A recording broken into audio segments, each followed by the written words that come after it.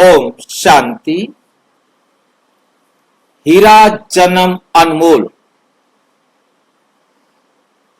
क्यों, कब और कैसे? हीरा जन्म अनमोल क्यों, कब और कैसे है?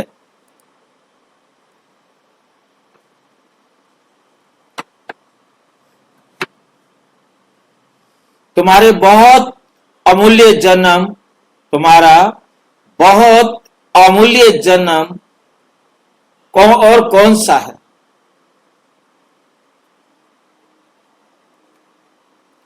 आज हम एक ऐसी सच्चाई पर विचार करेंगे जिसे दुनिया वाले सदियों से गाते आए हैं। हीरा जन्म अनमोल है, कोड़ी बदले जाए।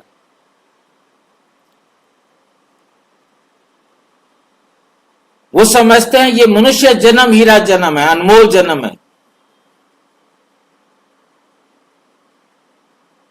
लेकिन क्या आपने कभी सोचा है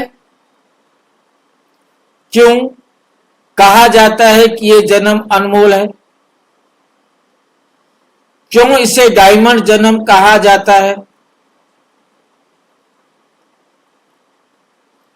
आइए इसे गहराई से समझते हैं। ये जन्म क्यों अनमोल है?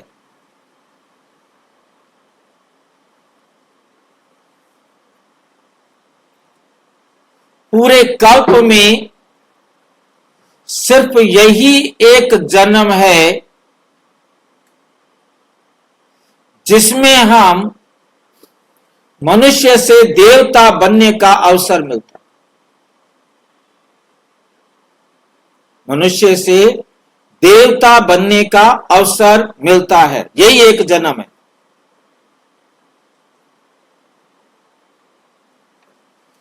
ये वही अमूल्य समय है जब हम पावन बनने का पुरुषार्थ करते।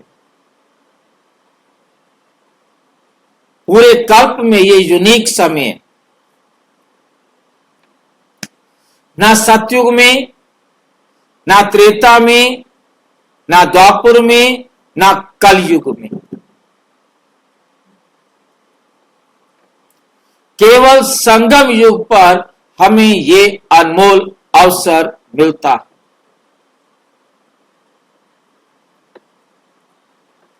क्यों कहते हैं इसे डायमंड जन्म? क्यों कहते हैं इसे डायमंड जन्म? भाई जी, यही समय है जो हमें अपने अंदर के जो दाग है, जो हमारे में कमी है, वो निकालने का समय है, संगम का समय, जो बाबा आकर बताता है। ये जन्म शरीर का नहीं, बाकी हमारे जो जन्म है वो शरीर के हैं, परंतु ये जन्म शरीर का नहीं,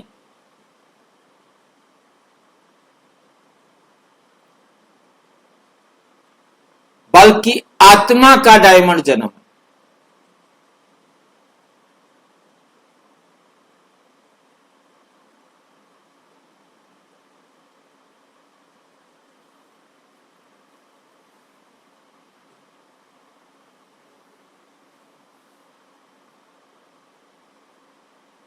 क्यों कहा इसे आत्मा का डायमंड जन्म?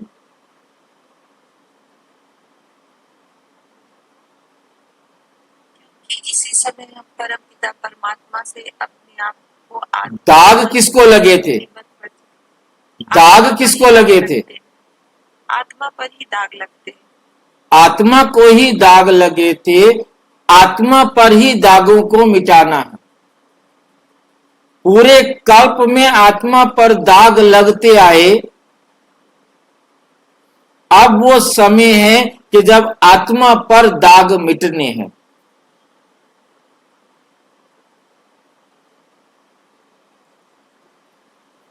जैसे कोई असली हीरा बहुत सारे दागों से भरा होता है,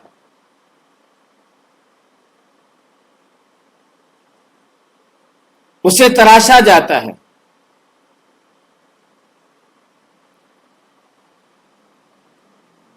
और कुशल जौहरी उसे तराश कर बेदाग हीरा बना देता है।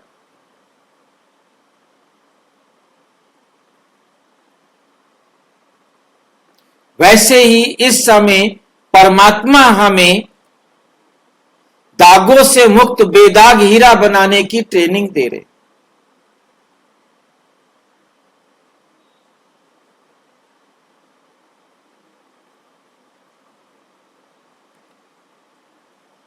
आत्मा के दाग कैसे मिटते हैं भाई?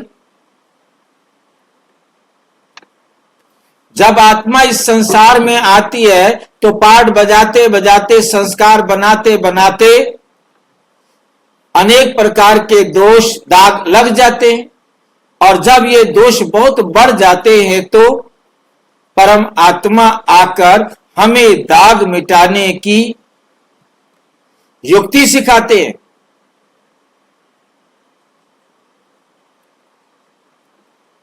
सतयुग, त्रेता, द्वापर और कलयुग में क्या इन 4 युगों में आत्मा दागों को मिटा नहीं सकती। सतयुग, त्रेता, द्वापर, कलयुग, इन 4 युगों में आत्मा दागों को मिटा नहीं सकती। क्या कर सकती है? केवल दाग लगा सकती। क्योंकि स्वयं को आत्मा समझती नहीं है, देह समझ के कार्य करते। परम धाम में सतयुग में आत्मा समझती थी तो भी दाग तो लगने शुरू हो गए थे ना। संसार में आने के बाद चारों युगों में दाग लगते हैं। हाँ जी, दाग मिटाने की विधि नहीं थी उनके पास। हाँ, बाबा ही आके बताते हैं। बल्कि हम सिर्फ गाते रहते हैं। भक्ति मार्ग में हम गाते रहे, चुनरिया में लागा दाग, पिया के पास जाऊं कैसे। पतित पावन आओ, बदी की राह से हटाओ, नेकी की राह पे चलाओ। लेकिन उन दागों को कैसे मिटाएं? ये ज्ञान हमें सिर्फ इसी संगम युग में ही मिलता।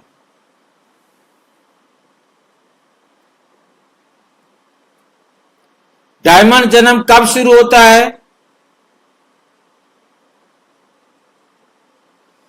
डायमंड जन्म कब शुरू होता है?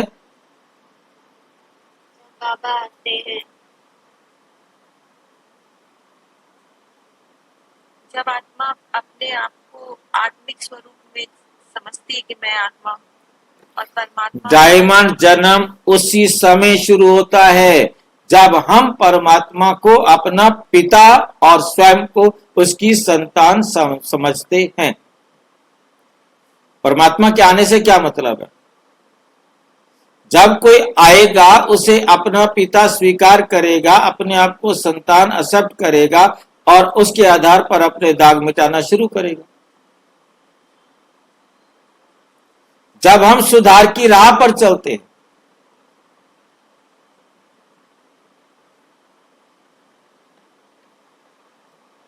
तभी हमारा डायमंड जन्म आरंभ होता है। ये शरीर के बदलने से नहीं बदलता, ये जन्म शरीर के बदलने से नहीं बदलता।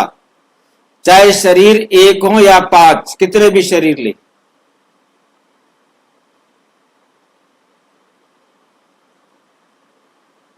दस ले, 8 ले, 7 ले, 4 ले, 3 ले, 2 ले, कितने ले।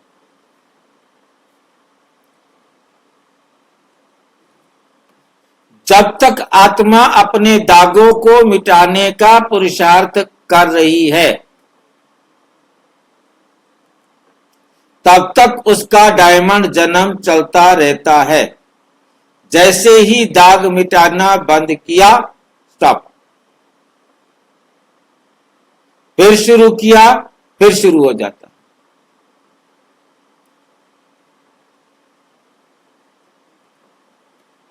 डायमंड जन्म बनाम पतित जन्म।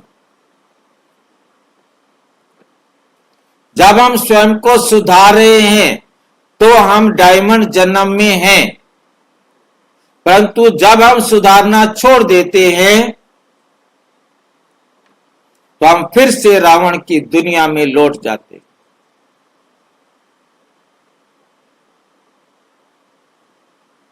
फिर आ जाते हैं तो डायमंड जन्म शुरू, चले गए तो डायमंड जन्म बंद। इसलिए डायमंड जन्म का अर्थ है जितना समय हम आत्मा को बेदाग बनाने के प्रयास में हैं, वो डायमंड जन्म।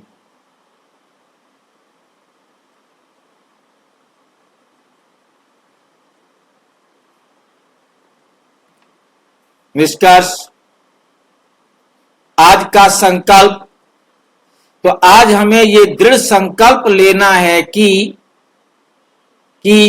संकल्प करेंगे सभी, मेरे साथ संकल्प करेंगे कि हम हर दिन जी भाई जी। हम हर दिन अपने ऊपर लगे दागों को पहचाने,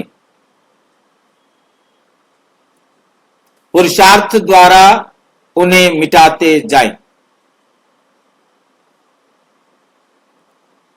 और इस अनमोल डायमंड जन्म को सफल बनाएं। याद रखिए, डायमंड जन्म आत्मा का है, शरीर का नहीं।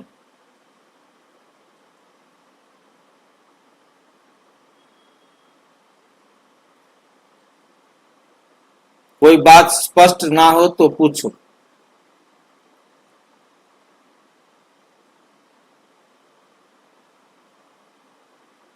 भाई जी, जीवात्मा का कहे तो चलेगा नहीं क्या?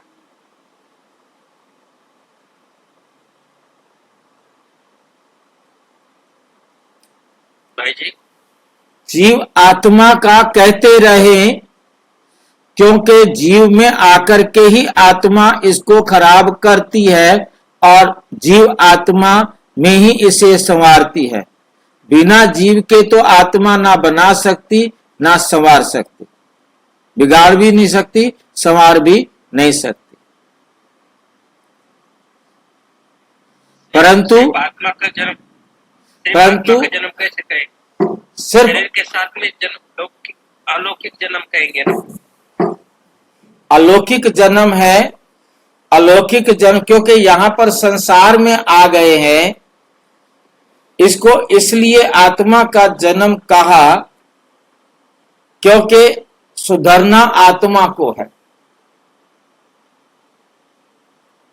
बाकी आत्मा कोई जन्मती नहीं, आत्मा कोई मरती नहीं, ये मर जीवा जन्म है।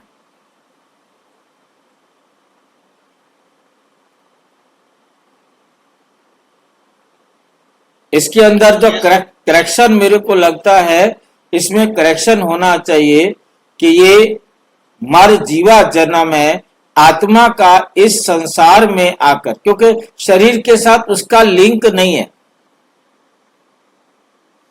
भाई, शरीर में रहते हमें आत्मा समझना पड़ेगा, इसे हमें आत्मा का जन्म कहेंगे। वो तो है ही, मतलब कहने का कि आत्मा जीव के अंदर आई है, इस संसार में आकर आत्मा का मर जीवा जन्म है। ये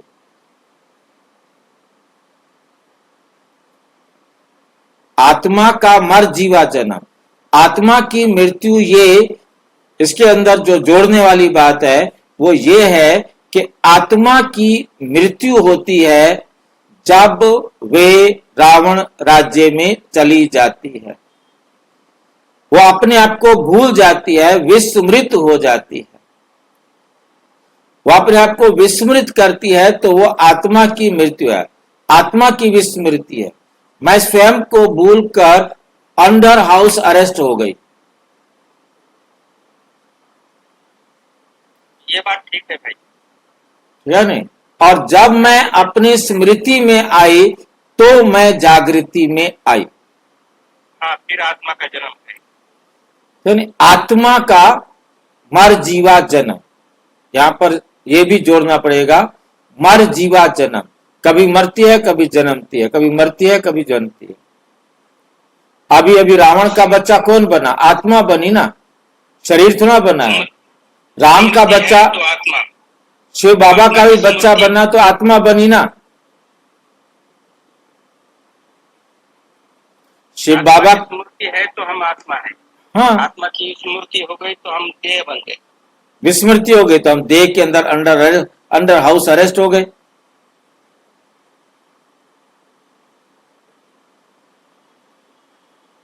ठीक है कि नहीं? इसमें थोड़ा सा सुधार करके फिर इसको आपके साथ शेयर करेंगे। ठीक है। ओम शांति।